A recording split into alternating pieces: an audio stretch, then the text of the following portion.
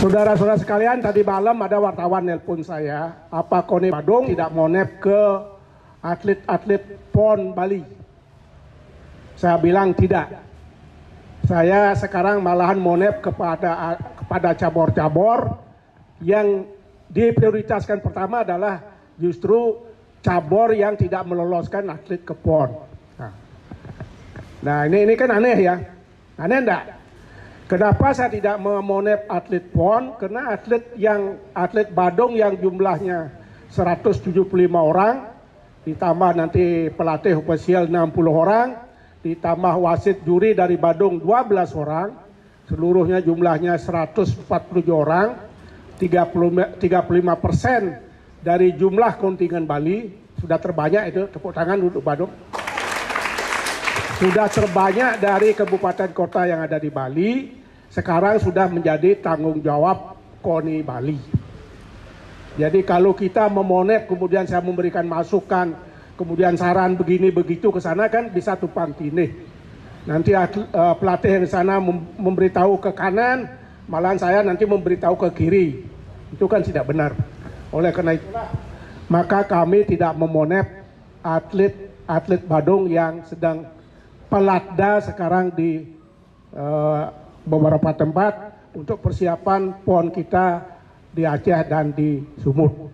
Ada pengurus cabur mengatakan, Pak monep aja langsung ke GOR Pak, atlet saya semua di sana. Padahal atletnya hanya ikut PON hanya 2 orang 3 orang. Kita disuruh memonep ke sana. Saya tolak. Nanti Pak Agus tolong diberitahu, kita memonep atlet kita yang akan kita persiapkan untuk Pekan Olahraga Provinsi tahun 2025. Tepuk tangan. Kita juga monitoring dan evaluasi bagaimana penggunaan dana pembinaan kita yang kita turunkan tahun 2024. Sekarang sudah bulan 8, tinggal 4 bulan lagi. Nanti 4 bulan lagi malahan dana pembinaan itu tidak dipakai-pakai apa-apa untuk atlet. Pak Putu tolong tegaskan juga, kalau atlet setiap kumpul begini mestinya dapat minimal uang minum atau uang makan. Kalau sudah dikasih makan berarti uangnya hilang. Kalau tidak berarti dapat uang transport. Itulah guna dana pembinaan. Bukan dibagi-bagi oleh pengurus, tidak boleh. Dipergunakan kepada atlet. Ya, kepada atlet. Dan nanti saudara-saudara sekalian, adik-adik sekalian juga, nanti akan ada monep keuangan. Monep keuangan barangkali yang bertanggung jawab nanti masalah keuangan dipanggil ke KONI Badung, diminta nota-nota berapa untuk atlet, berapa untuk uang transport, berapa untuk rapat misalnya, berapa untuk raker misalnya, rapat kerja, dan lain sebagainya.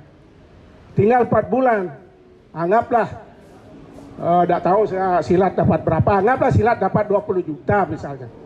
Kalau 20 juta tinggal 4 bulan masih utuh dana pembinaannya, sudah tidak benar. Tadi laporannya Anda latihan hari ini sampai 2 kali 3 kali dalam sebulan, dalam seminggu, berarti dana itu harus sudah keluar dalam latihan-latihan itu. Tujuannya apa? Tujuannya adalah bagaimana kita memenangkan Pekan Olahraga Provinsi tahun 2025. Apa saudara tetap siap menjadi juara umum? Siap menjadi juara umum? Terima kasih. Nanti kita buktikan. Tadi Pak Putu sudah melaporkan bahwa 80% nanti dalam Poprov 2025 akan diadu pemula-pemula. Jadi ada regenerasi. Terima kasih. Saya sejak awal sudah minta supaya cabur-cabur mulai ada regenerasi. Ada atlet-atlet yang baru. Saya minta Bu Wahyuni sama pelatih lagi satu itu ya, saya lupa namanya. Kalau Wahyuni sudah saya kenal sejak tahun berapa itu. Waktu Anda jadi atlet sedang topnya, saya jadi ketua umum KONI Bali. Wahyuni menjadi atlet, sudah atlet nasional, internasional. Adik-adik sekalian, nanti akan diadu dalam Pekan Olahraga Provinsi tahun 2025 adalah atlet-atlet generasi baru. hanya 20% yang merupakan atlet lama.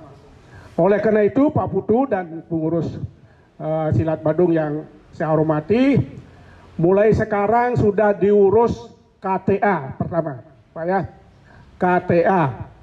Kemudian KTA lama supaya diupdate. Maksudnya diupdate, barangkali ada yang lama masih bisa akan bertanding di Poprov 2025, atau yang lama barangkali sudah tidak menjadi atlet lagi. Jangan, kalau sudah tidak menjadi atlet, KTA-nya akan dihapus supaya segera, Pak. Kemudian yang ketiga, kalau ada mutasi harus selesai bulan Agustus bulan ini. Siapa tahu nanti ada atlet luar mau ke sini atau atlet Badung mau keluar, supaya selesai bulan Agustus. Sekarang saya hanya memberi harapan kepada atlet-atlet generasi baru, tanpa meninggalkan atlet yang lama. Tolong Anda latihan dengan super keras, agak keras sedikit. Kalau boleh kayak tinju, kalau boleh, tidak tahu aturan silat sekarang, katanya ada perbedaan. Kalau boleh semua lawan Anda harus di KO. Bisa itu ada KO di silat. Jadi dia tidak bisa bertanding rono berikutnya. Apa bisa begitu? Bisa ya? Kalau bisa Pak Wahyuni dan teman sekalian lagi satu, tolong yang itu di spesialisasi.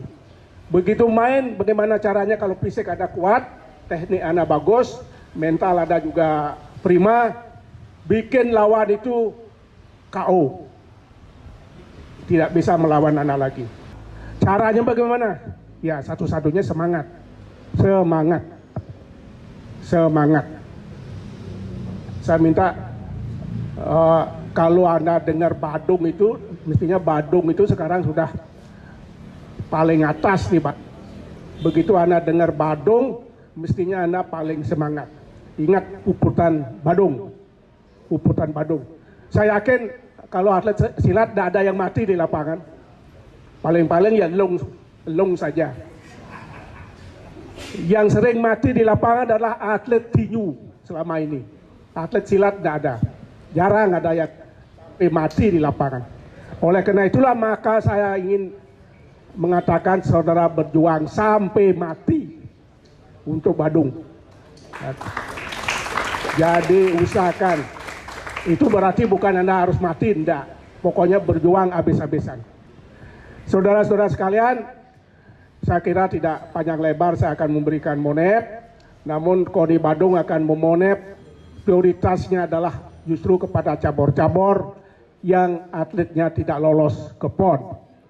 Yang lolos ke PON, tapi semuanya kita juga akan monep. Termasuk yang tidak kita monep adalah mereka yang tidak akan ikut Poprov 2025. Ada cabur yang, beberapa cabur kita tidak ikut Poprov, karena yang aktif itu hanya cabang olahraganya di Badung saja, sementara di kabupaten lain tidak ada cabang olahraganya. Kalau tidak ada 5 kabupaten yang ikut Poprov itu tidak bisa jalan. Di Badung saja rame, tetapi kabupaten lain tidak rame, tidak akan bisa ikut Poprov. Oleh karena itulah kita ingin juga memberikan arahan supaya kabupaten-kabupaten lain juga ramelah ikut kita supaya mendirikan pengurus kabupaten dengan atlet-atletnya. Adik-adik sekalian, secara teknis barangkali ini kena wakil juga pikiran-pikiran yang sangat praktis. Saya hanya ingin memberikan semangat, nanti beliau nambahkan lagi sedikit. Saudara-saudara, adik-adik terutama atlet baru yang akan diproyeksi ke Poprov nanti, tolong mulai sekarang latihan.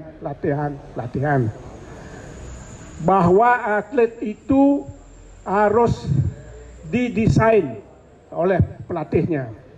Harus didesain, dibikin sedemikian rupa. Tidak boleh Anda menang karena kecelakaan. Tidak boleh Anda menang karena orang lawan Anda kebetulan sakit. Tidak boleh Anda menang karena lawan Anda kebetulan WO dan lain sebagainya. Tetapi atas dasar sengaja dibentuk oleh pelatih. Bu Wahyuni dan teman-teman pelatih, mulai tahun 2025 pelatih harus membawa perencanaan tertulis apa yang akan dilatih menghadapi POP. Seperti yang diberikan oleh pelatih kita waktu penataran pelatihan pelatih. Jadi harus tertulis dan 1 kopi disetor ke KONI. 1 kopi. Jadi hari ini kami akan melatih atlet kami adalah jalan-jalan di pantai gitu misalnya. Harus tertulis.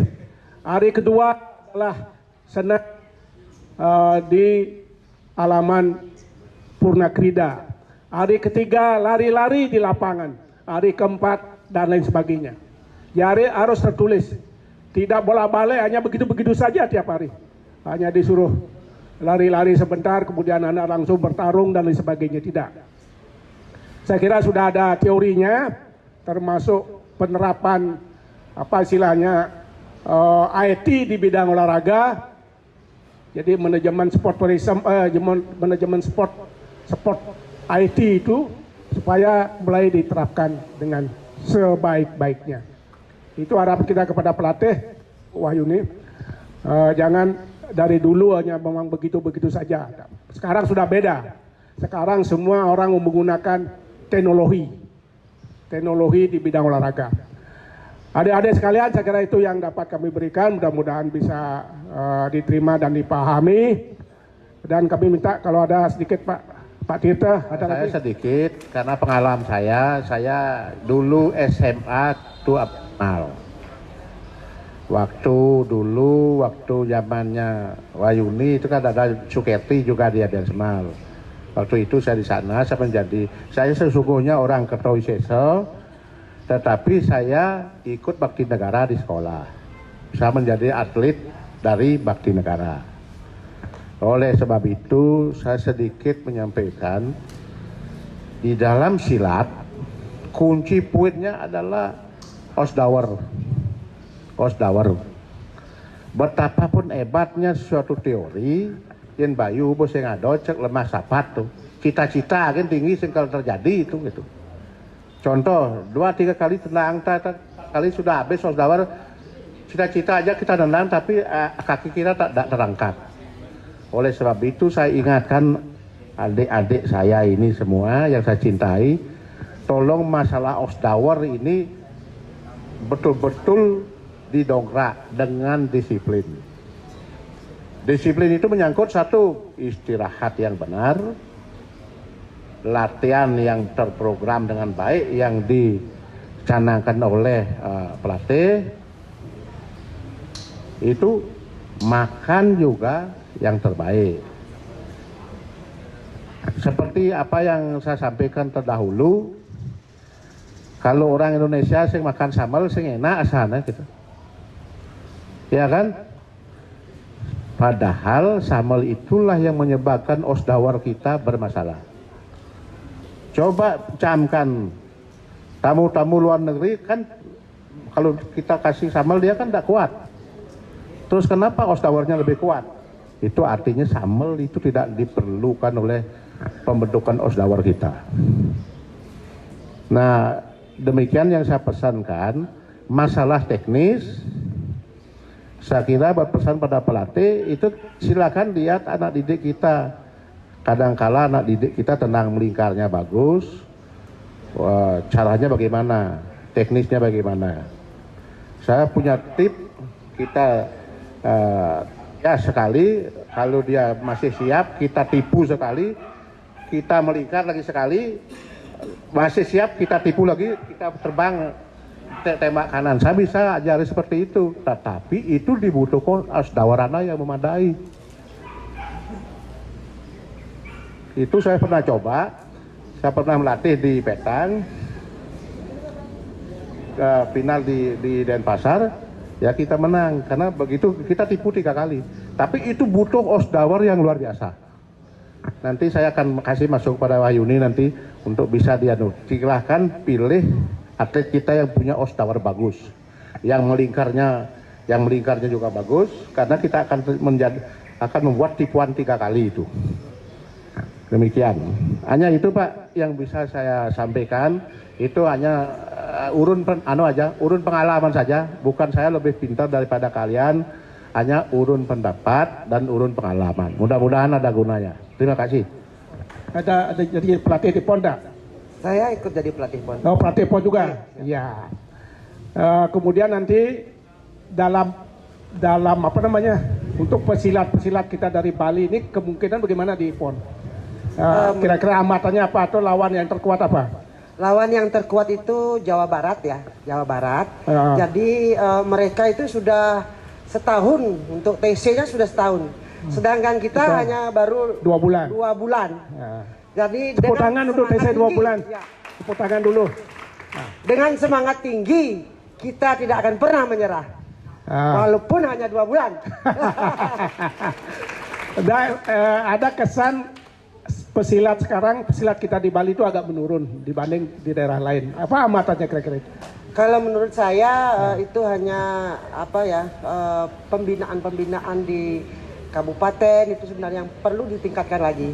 Oh, di kabupatennya. Ya, karena kalau TC di daerah itu paling banter kita hanya bisa 3 bulan, 4 bulan begitu.